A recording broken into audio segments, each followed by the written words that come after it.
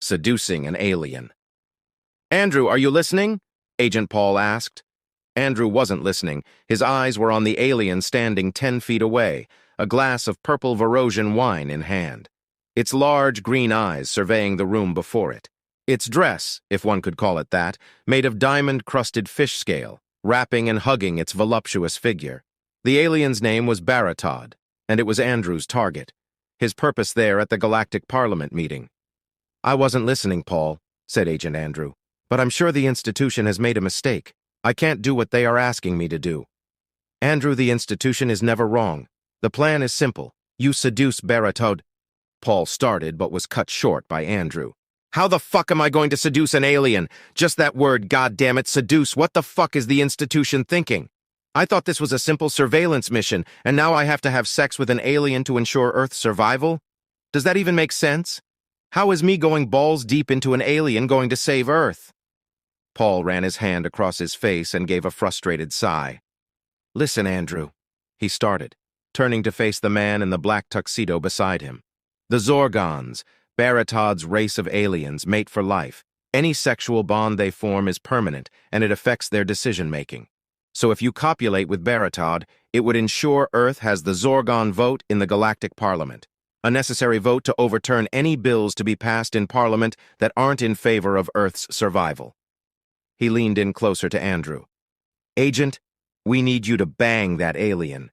It is your duty for the good of Earth." "Damn it! How do I even start seducing someone from another species? Do we even have the same genitals?" Andrew asked, a cold sweat coating his face. "Zorgons are conical hermaphrodites. They can either have male sex organs or female depending on their mood. So they choose whether to have male organs or female? What does Baratod seem to be having?" Paul made a show of gawking at Baratod. The alien stood as still as a statue. Only its eyes moved as they surveyed the parliamentary hall. "It's hard to say. Can't see a bulge at its crotch, so maybe Baratod is a she." "How big are their penises?" "Not less than 8 inches. Damn it, Paul, I can't take that." "It's easy. It's like shitting in reverse. Make sure to take in deep breaths and focus on not clenching your butthole." "Damn it, Paul, there's no way out of this?" "None whatsoever." "Damn." Andrew sighed and ran a hand through his blonde tuft of hair. "How do I even go about seducing a Zorgon?" "It's simple. Don't smile at them. They hate it. Showing of teeth is the same as an insult to them. Don't laugh out loud and avoid humming." "What, humming?" "Yeah, humming irritates them. And don't ask them how they are doing. It is considered nosy." "You know more about them than I do.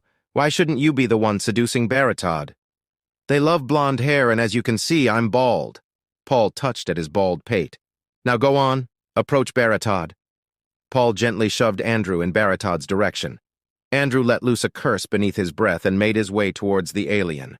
Andrew pocketed one hand and let the other swing free. He bounced with every stride as he neared Baratod.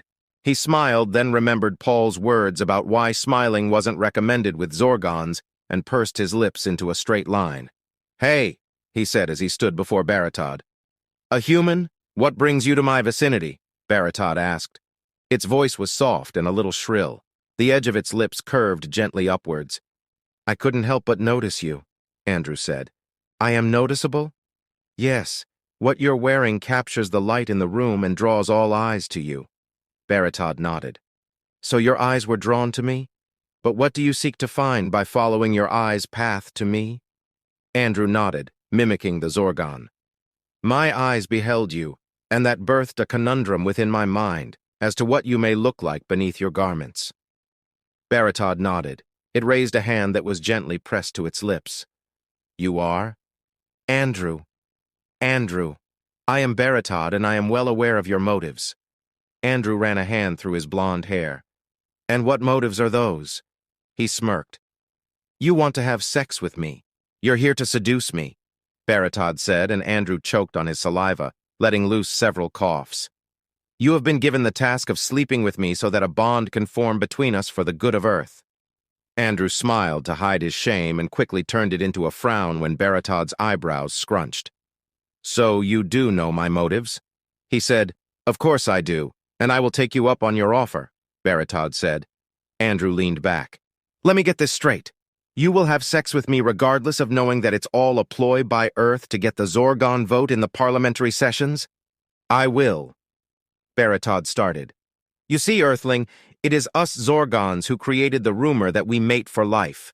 We created the rumor that we permanently bond with someone during sex, creating an impenetrable union. We created this rumor for the sole purpose of increasing the amount of sexual offers we get. But why? Why do such a thing? Andrew asked. Appalled, Baratad licked at its lips. Because we love having sex. The kinkier the better. And the prospect of fucking beings of a different species is just too good for us to deny. Earth's goal is to survive, ours is to, it's just, Baratad waved an arm, who we are.